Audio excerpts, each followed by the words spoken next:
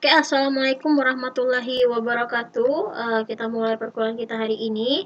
Nah, pada hari ini kita akan melanjutkan pembahasan kita tentang relationship model kemarin ya. Nah, minggu lalu kita sudah mempelajari tentang entity relationship diagram atau ERD. Nah, kemudian selanjutnya pada minggu ini kita akan melanjutkan ke enhanced entity relationship. Nah, jadi apa itu model EER atau enhanced entity relationship? Atau disebut EER. Nah, EER ini dibuat untuk merancang skema baris data yang lebih akurat. EER mencerminkan sifat data dan kendala lebih tepat. Lalu EER persyaratannya lebih kompleks daripada ERD atau Entity Relationship Diagram. Nah, kemudian model EER ini mencakup semua konsep pemodelan pada ER atau EER meliputi subclass dan superclass. Ada specialization dan generalization. Kemudian ada kategori oriented type, kemudian ada attribute and relationship inheritance atau penurunan ya. Nah, kemudian EER ini untuk menampilkan konsep dalam sebuah skema ER. Kemudian ada subkelompok atau subclass dari jenis entitas, yaitu subkelompok entitas yang diperlukan. Kemudian dipresentasikan secara eksplisit karena signifikan mereka untuk aplikasi basis data. Kemudian ada pewarisan jenis, yaitu entitas subclass mewarisi semua atribut dan relasi dari superclass. Nah, jadi di sini ada nanti ada subclass, ada subclass dan ada superclass ya. Nah, kalau superclass itu adalah induknya, sedangkan subclass itu adalah anaknya gitu ya. Nah, kemudian konsep EER ini adalah semua konsep ER, semua konsep entity relationship dan konsep superclass atau subclass. Jadi penggabungan antara ER dengan konsep subclass atau subclass. Ada juga specialization, generalization dan categorization. Nah, kalau di ERD itu tidak ada subclass, superclass, kemudian tidak ada juga specialization, tidak ada juga generalization dan categorization. Sedangkan kalau yang ada yang bagian ini itu disebut dengan EER gitu ya. Nah, kemudian superclass itu adalah entitas induk yang dapat diturunkan menjadi beberapa entitas baru yang terkait. Kemudian superclass mempresentasikan entitas yang karakteristiknya lebih umum dari subclass. Kemudian subclass adalah entitas baru yang merupakan turunan dari superclass. Nah, berarti ada superclass dan subclass. Nah, superclass ini adalah induknya, kemudian subclass ini adalah anaknya ya. Nah, contohnya ada seperti ini, ada superclass hewan, berarti ada hewan ini sebagai superclass. Nah, hewan ini nanti kita jabarkan menjadi subclass. Nah, seperti ini nah bentuknya nanti ada subclass hewan herbi. Kemudian ada karnivora.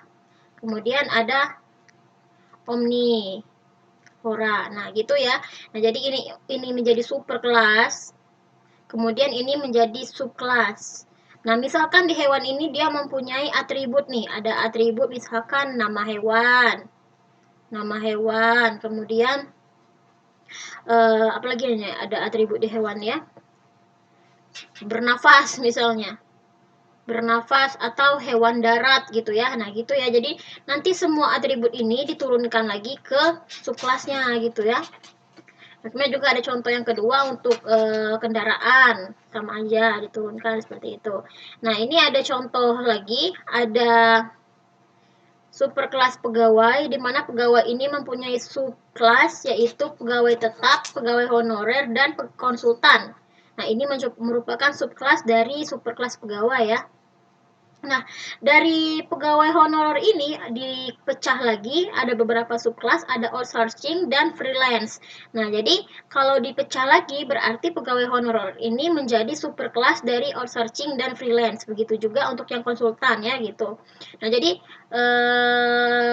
superkelas adalah induk, kalau subkelas adalah anak atau pemecahan dari superkelas gitu. Nah, berikutnya ada model IER yang lain. Nah, superclass atau subclass relationship adalah relasi antara sebuah superclass dengan salah satu subclassnya. Dapat disebut juga is-A atau is-N relationship. Pegawai tetap, is-A, pegawai konsultan, is-A, pegawai gitu ya. Nah, jadi kalau misalkan penjabaran ataupun pengelompokan, pemecahan itu nanti dibacanya menggunakan simbol atau menggunakan simbol segitiga terbalik atau segitiga seperti ini nanti ada juga. Kemudian itu disebut dengan is A atau is an. Nah, di sini ada super kelas pegawai. Nah, super kelas pegawai ini is mempunyai subkelas pegawai tetap, pegawai honorer, dan pegawai konsultan. Nanti dibacanya juga pegawai tetap is an pegawai, atau pegawai is pegawai tetap, pegawai honorer gitu ya. Jadi dipecah gitu ya. Nah, relasinya gitu. Nah, ini relasinya. Kemudian ada spesialisasi. Nah, spesialisasi ini merupakan proses desain top down. Top berarti atas ke bawah, dengan mendesain subkelompok di dalam himpunan entitas yang berbeda dari himpunan entitas lain. Subkelompok ini menjadi entitas tingkat rendah yang memiliki atribut atau berpartisipasi pada relasi yang tidak berlaku untuk level entitas yang lebih tinggi. Inheritance atribut, semua atribut dan relasi pada level tertinggi akan diturunkan pada himpunan entitas di bawahnya. Berarti seperti tadi, atribut ini nanti akan diturunkan ke atribut di bawahnya gitu. Ini ada atribut. Nah, atribut ini juga akan diturunkan pada entitas yang di bawahnya. Kemudian didefinisikan atas dasar beberapa karakteristik yang berbeda dari entitas di superclass. Superclass dapat mendefinisikan spesifik atribut, lalu ada spesifik relationship type. Nah, ini ada contohnya, contoh spesialisasi, di mana di sini ada employee atau pekerja ya, pegawai. Nah, kemudian ada dipecah lagi menjadi spesialisasinya nih. Ada sekretaris, teknisi, engineer, manager. Nah, kemudian ada project, berarti manager memanage project. Ini untuk relasinya nih, relasi ini relasi ya. Nah, kemudian ada dipecah lagi menjadi spesialisasinya, employee ada salary employee, kemudian ada hourly employee, berarti ini yang pegawai yang digaji bulanan dengan yang digaji freelance misalnya per jam gitu ya. Nah, kemudian ini relasinya dengan trade union, kemudian ini spesialisasi dari employee gitu. Nah, ini kan ada 3 specialization of employee, ada nih spesialisasinya, kemudian ada ini juga nih spesialisasinya, gitu ya, dilihat ya itunya apa, spesialisasi itu berarti menurunkan dari sebuah subclass. Nah, kemudian kalau spesialisasi itu tadi kan dari top to bottom, berarti dari super ke sub gitu ya. Nah, kemudian ada yang namanya generalisasi. Nah, kalau generalisasi ini dia jadi bottom to up, berarti dari bawah ke atas. Nah, berarti dari subkelas dulu ke super kelas. Berarti dari khusus ke umum. Kalau tadi kan umum ke khusus gitu. Nah, kemudian kemudian ada sebuah proses desain bottom menggabungkan sejumlah himpunan entitas yang berbasis fitur yang sama ke entitas dengan tingkat yang lebih tinggi atau superkelas. Entitas asli adalah subkelas khusus. Spesialisasi dan generalisasi adalah inversi sederhana dari satu sama lain, diwakili dengan diagram IR dengan cara yang sama. Istilah spesialisasi dan generalisasi yang digunakan secara bergantian. Nah, ini untuk contohnya. Nah, bisa dilihat ya. Sama aja sih sebenarnya ya, tapi dia membacanya dari bawah gitu. Kalau tadi perbedaannya kita lihat. Nah, ini dia menurunkan ke bawah. Kemudian di sini ada, oh ini masih spesialisasi ya. Ini spesialisasi. Kalau misalkan untuk yang generalisasi, tadi ini saya salah kasih nih. Generalisasi berarti nanti yang ini itu di bawah person. Kemudian ada dulu yang pertamanya dulu research assistant, kemudian ada teaching assistant, lalu dikelompokkan lagi menjadi student assistant, nah kemudian diturunkan lagi menjadi alumnus gitu ya. Nah, sampai terakhir dia menjadi people. Jadi dia dipecah dulu baru di generalisasikan gitu ya. Nah, kemudian ada agregasi, yaitu mengentitaskan sebuah relasi. Terdapat data yang akan direlasiasikan. Nah, kemarin tuh yang kita buat agregasi itu seperti ini. Kita jadikan entitas sebuah relasi. Di sini ada relasi karyawan dengan karyawan proyek. Kemudian kita jadikan entitas menjadi entitas nomor proyek gitu ya. Nah, ada constraint, spesialisasi, dan generalisasi. Ada disjoint dan completeness. Nah, disjoint itu D, dan O. Disjoint berarti menyatakan bahwa sebuah entitas hanya bisa menjadi anggota dari satu subkelas. Kemudian ada simbol O atau overlap menyatakan bahwa sebuah entitas dapat menjadi anggota lebih dari satu subkelas. Gitu ya. Kemudian ada simbol sama dengan menyatakan bahwa setiap entitas pada subkelas menjadi anggota subkelas. Kemudian ada simbol parsial menyatakan bahwa ada entitas pada superkelas yang bukan merupakan anggota subkelas manapun. Di sini kita bisa lihat contohnya untuk contoh total atau yang sama dengan ini. Nah, kita lihat di sini ada pasien. Nah, kemudian di sini ada tanda garis dua nih ya, garis dua atau yang total. Nah, di sini setiap pasien harus menjadi pasien rawat inap atau menjadi pasien rawat jalan. Nah, berarti seorang pasien ini pasti akan menjadi pasien rawat inap atau rawat jalan gitu ya. Nah, jadi kita contoh lain, misalkan seorang pegawai. Nah, seorang pegawai ini pasti akan menjadi pegawai tetap atau pegawai kontrak. Nah, gitu. Jadi nanti di ininya pakainya gini. Ini tadi gini tuh. Nah, berarti dia merupakan bagian dari sini gitu ya. Nah, kemudian ada contoh yang parsial. Nah, kendaraan dapat menjadi mobil atau truk atau yang lainnya. Nah, kalau parsial berarti dia memecah suatu superkelas menjadi bagian-bagian lain, tapi tidak harus menjadi bagian dari sini gitu. Nah, di sini bisa kita lihat menjadi beberapa jenis ada kendaraan. Nah, kendaraan ini bisa jadi menjadi mobil atau truk gitu. Atau truk ya. Nah, ini berarti parsial sama gitu. Nah, kemudian ada perbedaan tanda kompleks constraints, completeness, constraints, total, dan parsial. Nah, ini perbedaan tanda antara completeness, constraint, total, dan parsial terletak pada garis penghubung antara entitas superkelas dengan entitas subkelas. Nah, kalau pada yang total tadi dia menggunakan garis dua ini, sedangkan kalau pada parsial menggunakan garis satu saja gitu. Kemudian ada contoh untuk disjoint. Nah, disjoint ini di sini ada tadi sama seperti pasien ya. Pasien menjadi salah satu pasien rawat inap atau pasien rawat jalan gitu. Jadi disjoint. Ada garis dua, kemudian diberikan simbol D. Nah, kemudian kalau O, suku cadang dapat dibeli dan diproduksi sendiri gitu. Nah, ini untuk contoh overlap. Tuh, untuk overlap diberikan O gitu kan, suku cadang konsumsi atau suku cadang produksi. Nah, apa tadi pengertiannya? Kita lihat lagi pengertiannya, disjoint dan overlap. Nah, disjoint ini menyatakan bahwa sebuah entitas hanya bisa menjadi anggota dari satu subkelas.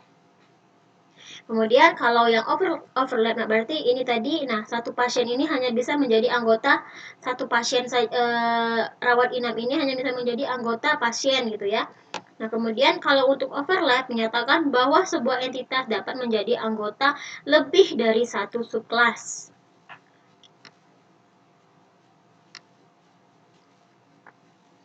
Nah, ini untuk contohnya.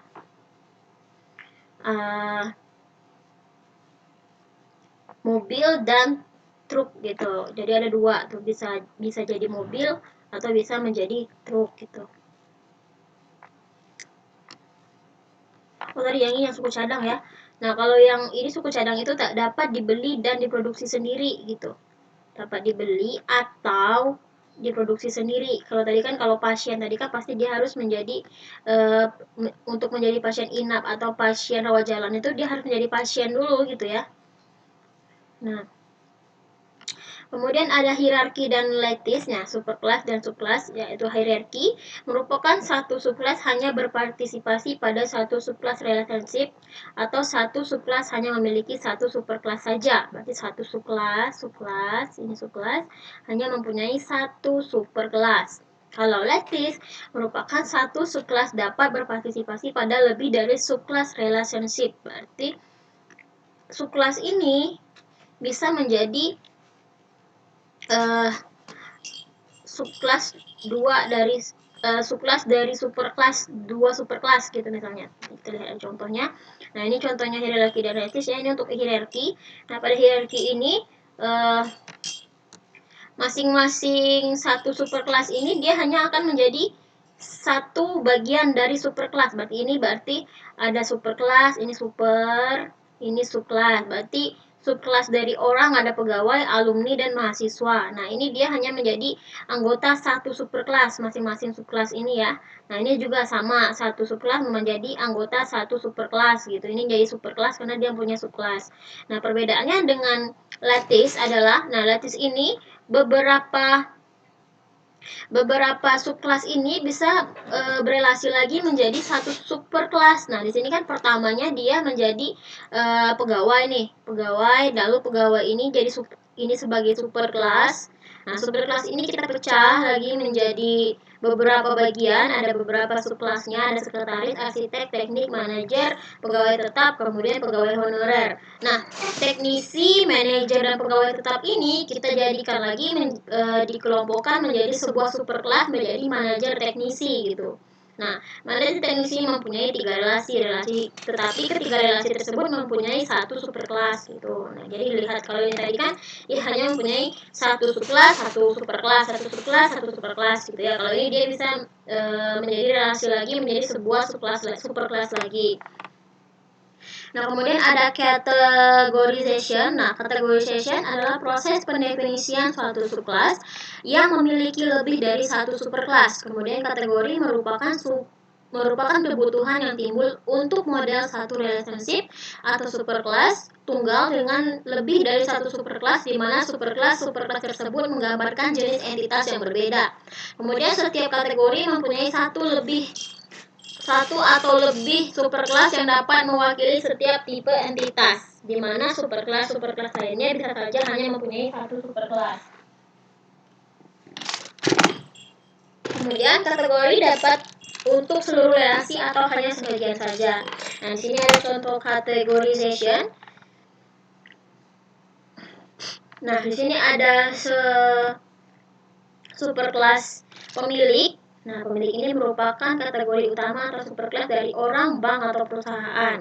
Kemudian pemilik dapat menjadi memiliki orang atau bank atau perusahaan atau yang lainnya. Jadi kita bisa pemilik nih, pemilik bisa menjadi orang atau bisa menjadi bank atau bisa menjadi perusahaan gitu ya. Dia dikategorikan nih beberapa kategori.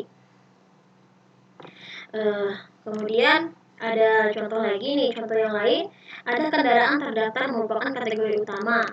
Nah, ini mobil atau truk, berarti kendaraan terdaftar, kemudian dapat berupa mobil atau truk gitu ya.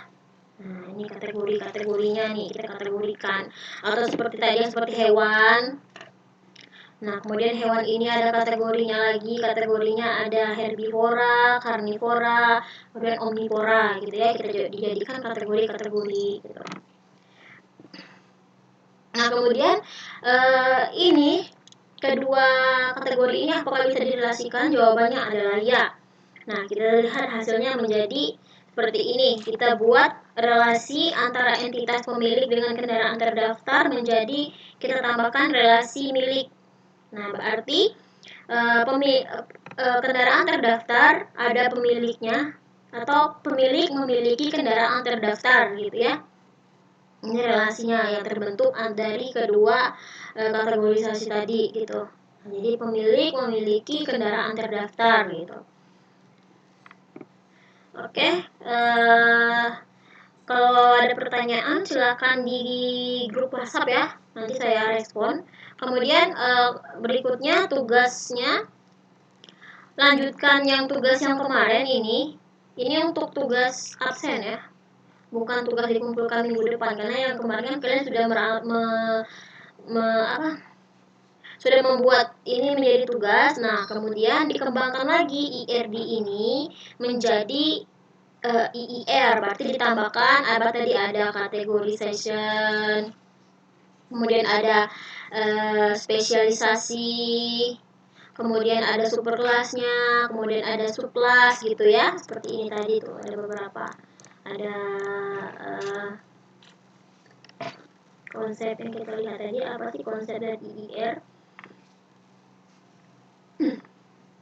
Nah, kalau IR ya semua konsep IRD, kan kemarin sudah bikin IRD, IR atau IRD ada diagramnya. Kemudian ditambah konsep superclass, subclass, specialization, generalization, dan categorization. Berarti ditambahkan keempat elemen ini ya. Nah, ini kita lihat untuk di latihannya.